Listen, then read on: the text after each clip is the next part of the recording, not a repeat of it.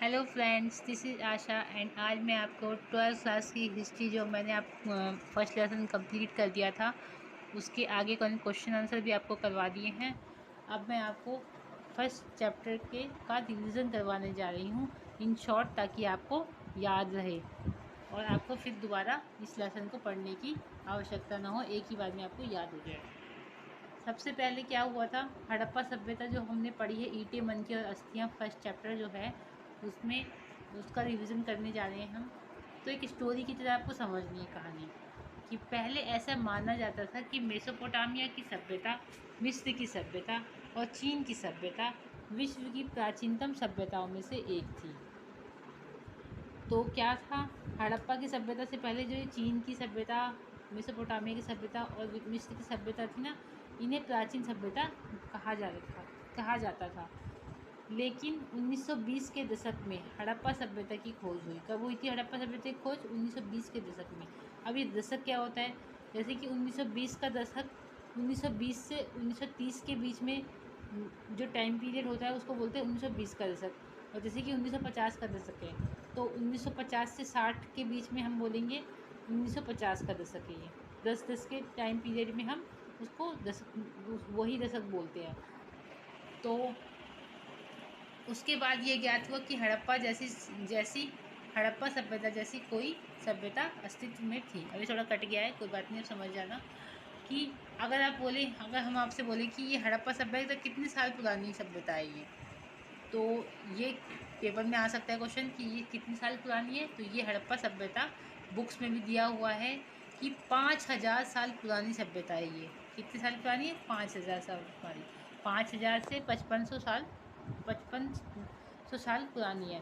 पर अपडेट होता रहता है। इतिहासकारों ने अभी कुछ टाइम पहले फिर दोबारा खुदाई की थी, तो कितने साल पुरानी पता लगी कि ये 8000 साल पुरानी है। पर आपको इसके दो आंसर बनते हैं, 5000 भी और 8000 भी। तो आपको ये दोनों याद रखने हैं। 5000 तो साल पुरानी ये है ही। तो इस सभ्यता को सिंधु घाटी सभ्यता क्यों कहते हैं और इस सभ्यता को हड़प्पा सभ्यता क्यों कहते हैं? 1 नंबर में क्वेश्चन दिया जाता है। तो इस सभ्यता को सिंधु घाटी सभ्यता इसलिए कहते हैं क्योंकि ये जो लोग हैं ना हड़प्पा सभ्यता के, वो सिंधु घाटी नदी के किनारे बसे हुए थे, इसलिए इन्हें सिंधु घाटी सभ्यता भी कहते हैं। और हड़प्पा सभ्यता तो इन्हें कहते ही हैं। चलिए आगे चलते हैं। अब ये जो मैप दिया गया है इसमें जो ये अफ्रीका है ना विश्व के मैप में। अब ये जो मैंने जो ये वो डार्क कलर से डार्क कर रखा है, रेड कलर का जो कर रखा है, इसमें लिखा है मिस्र को मैंने लिखा हुआ है, तो ये अफ्रीका के अंदर है। तो यहाँ पे मिस्र हो गया, मिस्र की सभ्यता हो गई। और ये ब्लू कलर वो बैगनी कलर का जो है कलर किया हुआ है, इसे बोलेंगे मेसोपोटामिया की सभ्यता। ये कहाँ पे है मेसोपोटामिया? इराक में, इराक देश है उसमें। अब ये जो ब्लैक कलर से इंडिया है, भारत है, और ये पाकिस्तान है लाल कलर की आउटलाइन की, और ग्रीन कलर का अफ़गानिस्तान। तो ये जो सभ्यता थी ना हड़प्पा की सभ्यता, तो ये मिस्र की सभ्यता और मेसोपोटामिया की सभ्यता की, ये समझ लो आप 10 से 12 गुना ज़्यादा थी, बड़ी थी। बहुत क्षेत्रफल की दृष्टि से ये 10 से 12 गुना ज़्यादा थी। मेसोपोटामिया और मिस्र की सभ्यता से ये 12 गुना ज़्यादा इसका क्षेत्रफल था। तो ये बहुत ही विशाल सभ्यता थी। तो कितना था इसका क्षेत्रफल, यानी कि जैसे पूरा भारत, पाकिस्तान, आधा भारत समझ लो आप, पाकिस्तान और अफ़गानिस्तान, और ये जो मिस्र और मेसोपोटामिया को मिला के इसका 12 गुना और समझ लो, इतनी ज़्यादा थी ये। चलिए आगे चलते हैं। और ये जो आउटलाइन हो रखी है रेड कलर से, ये जो मिस्र है, मेसोपोटामिया है, और ये हड़प्पा सभ्यता है ना। अब हड़प्पा सभ्यता के लोग जो व्यापार करना इनका मुख्य काम था, व्यापार भी करते थे ये। तो ये व्यापार कहाँ कौन कौन से देश से करते थे? मिस्र से और मेसोपोटामिया से ये अपना व्यापार करते थे। ये प्राचीन देश थे। आगे चलते हैं। तो मेसोपोटामिया और मिस्र की सभ्यता मैंने आपको बताया कि 12 गुना ज़्यादा बड़ी थी, विशाल थी हड़प्पा सभ्यता। और मिस्र की और मेसोपोटामिया की सभ्यता से 12 गुना ज़्यादा बड़ी थी। ये जो मैंने आउटलाइन की हुई है तीनों सभ्यताएं, ठीक है। आगे चलते हैं। हड़प्पा सभ्यता की खोज कैसे हुई? थोड़ा कटा हुआ है, कोई बात नहीं, आप समझ जाना कि हड़प्पा सभ्यता की खोज कैसे हुई। तो चलिए पता करते हैं। अब ये स्टोरी की तरह, कहानी की तरह समझना कि कैसे कैसे हुए थे। लगभग ये समझ लो आप 160 साल पहले, यानी कि 1856 की बात है। 1856 मतलब कि जब कि अंग्रेज़ों का शासन था। तो हमारा देश तो आपको पता है 1947 में आज़ाद हुआ था, तो 1856 की बात है, यानी कि 160 साल पहले की बात है। तो क्या था, लाहौर और कराची की ना रेलवे ट्रैक लाइन जो होती है ना, रेलवे लाइन, वो बिछाई जा रही थी। तो वो पंजाब में थी। अब ये जो पंजाब, जो आज का जो पंजाब है ना भारत में, वो पहले क्या था, पाकिस्तान तक फैला था। तो पहले पाकिस्तान तो ये बाद में बनाए ना, आज़ादी के बाद जो हमारा देश आज़ाद हुआ था 1947 में अंग्रेज़ों से, तब जाके ये पाकिस्तान में बट गया था। उससे पहले ये भारत का ही हिस्सा था, क्या था, पाकिस्तान। तो 160 साल पहले, यानी कि 1856 में, जब हमारा देश आज़ाद नहीं हुआ था अंग्रेज़ों के टाइम में, इतने आप याद रखो, पंजाब में पहली बार रेलवे लाइनें बिछाई जा रही थी। वही कराची और लाहौर की रेलवे लाइन पहली बार, जब पहली बार बिछाई जा रही थी, जिसके लिए कुछ स्थान पर खुदाई का कार्य चल रहा था। उत्खनन कार्य के दौरान कुछ इंजीनियरों को अचानक हड़प्पा के पूरा स्तर मिल गए। मतलब खोदते वक्त ईंटें चाहिए थी इन्हें रेलवे लाइन बिछाने के लिए, लाहौर और कराची के बीच बिछ रही थी पहली बार। तो इन्हें कुछ इंजीनियरों को वो चाहिए थी, ईंटें चाहिए थी। तो इन्होंने ईंटें देखी ना, तो बहुत सारी, बहुत मात्रा में इन्हें ईंटें दिखाई दी। तो इन्होंने सोचा कि कोई यहाँ पे बस्ती होगी, घर वर होंगे, वो दफन हो गए होंगे, नष्ट हो गए होंगे, उसकी ईंटें हैं ये। अब इन्हें नहीं पता था कि, इनके दिमाग में तो आया नहीं कि इसको सभ्यता वगैरह थी। तो अभी नहीं, इतना भी कुछ नहीं पता था। आगे चलते हैं। यह स्थान आधुनिक समय में पाकिस्तान में है। जो पंजाब है ना, जहाँ पे रेलवे लाइन बिछाई जा रही थी लाहौर कराची की, ये स्थान आज के टाइम में पाकिस्तान में है। लाहौर और कराची कहाँ पे, पाकिस्तान में। पहले क्या था, भारत का हिस्सा थे ये। उन कर्मचारियों ने इसे खंडर समझ लिया था, जो इंजीनियर थे ना, जिन्होंने ईंटों को इस्तेमाल कर ली थी इसकी सभ्यता की, उन्होंने सोचा ये खंडर समझ रखा था, खंडर होगा कुछ। और यहाँ की हजारों ईंट उखाड़ कर यहाँ से ले गए थे। इन ईंटों का इस्तेमाल रेलवे लाइनें बिछाने में कर लिया, लेकिन वह यह नहीं जान सके कि यहाँ कोई सभ्यता थी। आगे चलते हैं। अब ये जो आप मानचित्र देख रहे हैं ना भारत का, तो इसमें बताया गया है ये पाकिस्तान यहाँ पे था। ये पाकिस्तान पहले इंडिया का ही पार्ट था। ये जो बाउंड्री हो रखी है ना, ब्लू कलर की लाइन खींची हुई है, तो ये पहले भारत का ही भाग था। फिर ये आज़ादी के बाद पाकिस्तान बना है। आगे चलते हैं। अब कौन कौन से क्षेत्र में खुदाई हुई थी, एक तो हड़प्पा में और एक मोहनजोदड़ो में। हड़प्पा में सबसे पहले खुदाई हुई थी, इसलिए इसको क्या बोलते हैं, पुराना पूरा स्थल बोलते हैं। मतलब सबसे पहले खुदाई कहाँ हुई थी, हड़प्पा में। आगे चलते हैं। अब ये क्या चीज़ है, ये याद रखने वाली चीज़ है क्या, जॉन मॉर्सल जो थे ना, जॉन मॉर्सल, जो कि इतिहास के जो इतिहासकार थे ना, पुरातात्विक थे, उनके नेतृत्व में एक तो थे दयाराम साहनी, जिन्होंने हड़प्पा की खुदाई की थी पहली बार 1921 में हुई थी। कब हुई थी, 1921 में हड़प्पा की खुदाई हुई थी। किसने की थी, दयाराम साहनी ने। तो इसको DR साहनी भी कह देते हैं, बुक्स में लिखा भी हो सकता है DR साहनी। और रखाल दास बनर्जी जो थे, उसके ठीक एक साल बाद, यानी कि 1922 में क्या हुआ था, रखाल दास बनर्जी ने मोहनजोदड़ो की खुदाई की थी। फिर जब इन दो जगहों की खुदाई हो गई थी, तो पता चला कि कुछ सामान वगैरह पुरास्थल मिले, तो मोहरें भी मिली। तो जो ये पुरातात्विक थे, इतिहासकार थे, इन्होंने दोनों मोहरों को रखा, हड़प्पा से मिली और मोहनजोदड़ो से मिली मोहरों को सामने रखा, और देखा कि इनमें तो समानताएं हैं, ये तो सेम एक जैसी मोहरें हैं। इसका मतलब ये दोनों सभ्यता ही एक ही सभ्यता है, ये हड़प्पा सभ्यता ही है। पर पुरानी सभ्यता कौन सी, सबसे पहले कौन सी खोजी गई थी, हड़प्पा सभ्यता। चलिए आगे चलते हैं। अभी जो पाकिस्तान है ना, जो हड़प्पा और मोहनजोदड़ो जिस जगह पे है ना पाकिस्तान में, तो वो आज आज आज उसे क्या बोलते हैं, पाकिस्तान में है। पहले ये भारत का भाग थे ना, हड़प्पा और मोहनजोदड़ो, अब आज ये पाकिस्तान में है। आगे चलते हैं। 1921 में दयाराम साहनी ने हड़प्पा नामक स्थल की खुदाई करवाई थी और हड़प्पा की मोहरें खोज ली थी। और मोहरे को सील भी बोलते हैं। 1922 में एक साल बाद क्या हुआ, रखाल दास बनर्जी ने मोहनजोदड़ो नामक स्थान पर उत्खनन कार्य किया, मतलब खुदाई का कार्य किया, और इन्होंने वैसी ही मोहरें खोज ली जैसे हड़प्पा में थी। वही बात बताई गई इसमें। इसके बाद यह अनुमान लगाया गया कि यह दोनों क्षेत्र एक ही संस्कृति के भाग हैं। एक जैसी मोहरें मिली तो इन्होंने अनुमान लगाया, अंदाज़ा लगाया, जैसे कि हम भी अंदाज़ा लगा लेते हैं कि ये सामान मिला तो ऐसा हुआ होगा, ऐसे इतिहासकार लगाते हैं। उस टाइम पे ये जिंदा तो थे नहीं जो ये देख कर पता लगाते हैं, तो ये सामानों स्रोतों से ही पता लगाते हैं। इसके बाद सन 1924 में क्या हुआ, भारतीय पुरातात्विक सर्वेक्षण के डायरेक्टर जनरल सर जॉन मॉसल ने पूरे विश्व के सामने एक नई सभ्यता की खोज की घोषणा की। कि 1924 में जो ये सर जॉन मॉसल थे ना, पुरातात्विक सर्वेक्षण के डायरेक्टर थे, उनने पूरे विश्व के सामने इस सभ्यता की घोषणा कर दी कि ये हड़प्पा सभ्यता पूरे विश्व की सभ्यता है। आगे चलते हैं। तो हड़प्पा मोहनजोदड़ो में एक जैसी मोहरें मिली ना, उनमें सिमिलैरिटी मिली, तो फिर क्या किया, पूरे विश्व के सामने घोषणा कर दी गई हड़प्पा सभ्यता की। आगे चलते हैं। हड़प्पा सभ्यता का काल।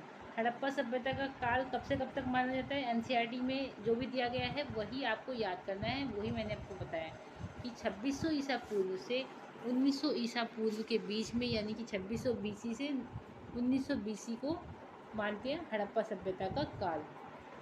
आगे चलते हैं।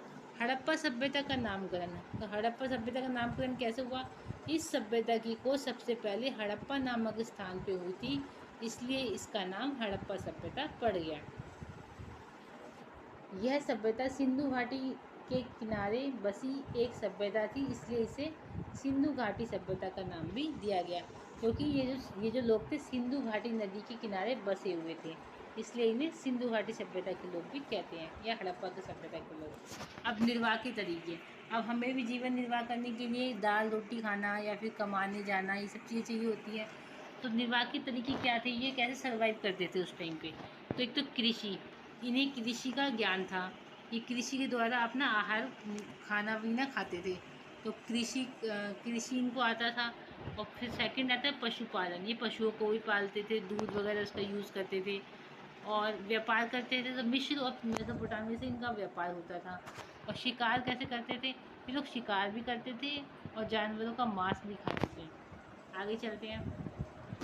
हड़प्पा सभ्यता के स्थलों में रहने वाले लोग कृषि करते थे, बताया आपको, कृषि तो करते ही थे। तो उसमें कौन कौन सी चीज़ें को कृषि करते थे, गेहूँ, जौ, दाल, सफ़ेद चना, तिल, बाजरे, चावल इत्यादि उगाते थे। चावल के जो साक्ष्य हैं बहुत ही कम मिले हैं, इसलिए हम ये अंदाज़ा लगाते हैं कि चावल का कम यूज़ करते होंगे ये लोग। हड़प्पा स्थलों से जानवरों की हड्डियाँ भी प्राप्त हुई हैं, इससे पता लगता है कि यह लोग जानवरों को पाला करते थे। तो ये सभ्यता कितने साल पुरानी है, 8000 साल पुरानी हो गई आज के टाइम पे। मवेशी, भेड़, बकरी, भैंस तथा सूअर, यहाँ मछली तथा पक्षियों की हड्डियाँ भी मिली हैं।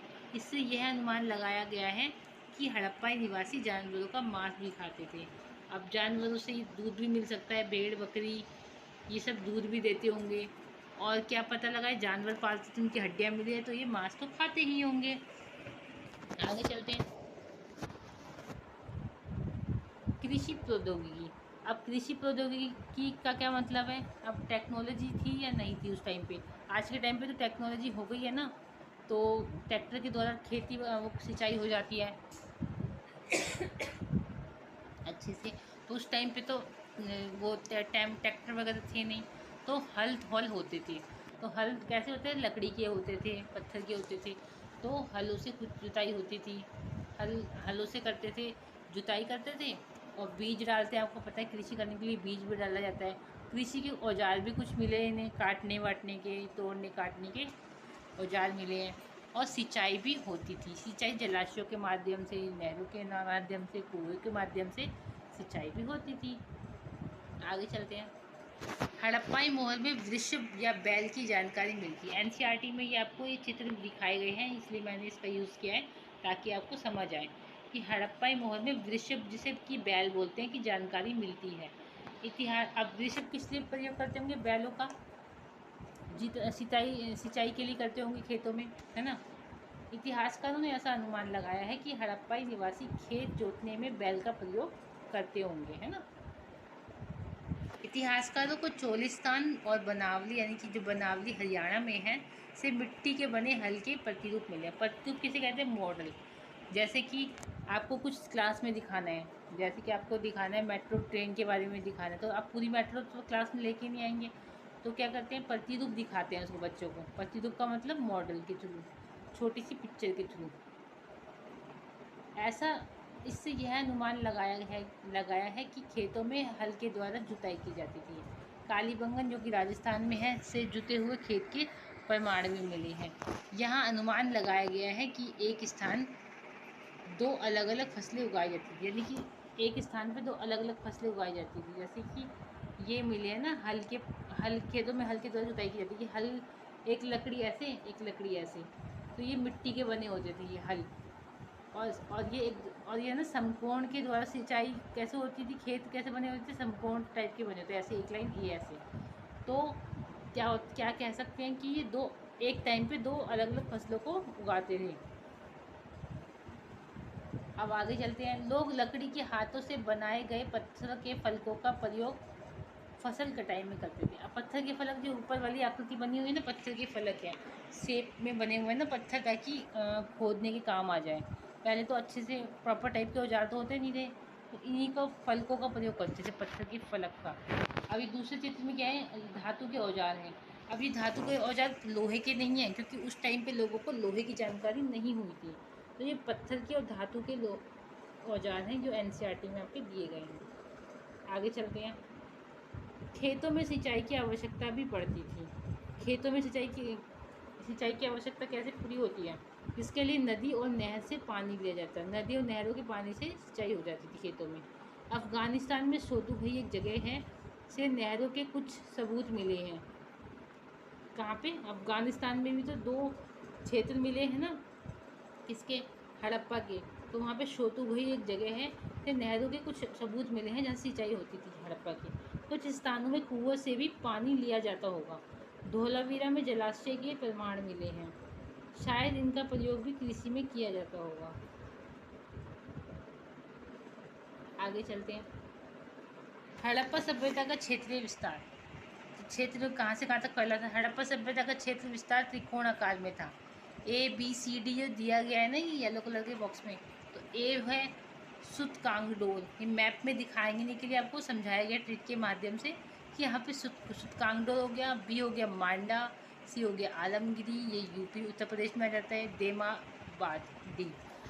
तो अब इसी शेप को हम चित्र में देखेंगे, यानी कि मैप में ABCD ऐसे ही देखो। ए हो गया सुतकांगडोल, बी हो गया हमने अभी पढ़ा था जो भी नाम लिखा है वो, फिर सी और फिर ये डी। ठीक है, आगे चलते हैं। 1921 में क्या हुआ था, 1921 में हड़प्पा की खुदाई हुई थी। तो तब कितने स्थल मिले थे, हड़प्पा के 40 से 50 स्थल मिले थे खुदाई के दौरान पुरातात्विकों को। आगे चलते हैं। फिर कितने स्थल मिले 2020 में, कितने मिले, अफ़गानिस्तान और पाकिस्तान और भारत के में जो भी हड़प्पा के स्थल मिले हैं, तो कितने मिले हैं, यानी कि 1500 के करीब मिल गए हैं आज के टाइम में। 1921 में 40-50 मिले थे, आज के टाइम में कितने मिल गए हैं 2020 में, 1500 के करीब क्षेत्र मिल चुके हैं। ये हमें याद रखना है। तो अगर आपको ये चैनल अच्छा लगा हो, अगर आपको वीडियो अच्छा लगा हो, तो लाइक शेयर कमेंट ज़रूर करें और इस चैनल को सब्सक्राइब ज़रूर कर लें, ताकि आपके पास वीडियो की नोटिफिकेशन पहुंच जाए और आपकी तैयारी अच्छे से बेस्ट तरीके से हो पाए। Thank you.